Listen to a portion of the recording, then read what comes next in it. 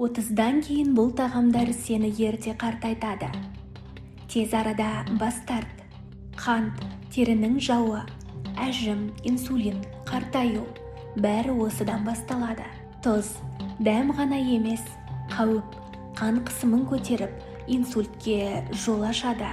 Алкоголь, демалыс емес, гормондардың ойраны, калория, бауыр, қартаюға алып келеді. Кофеин, қуат емес, ұйқының ұрысы. Ұйқы аз, қартаю тез. Қою сүт өнімдері, миың мен буының шаршайды, гормондарды шатастырады. Маргарин, жалған май, шын ауру, жүрек, буын бәріне зиян. Шұжықта нитрат, натрий, у бар. Қатерлі ісікке, сусыздануға. Я, осындай ауруларға алып келеді.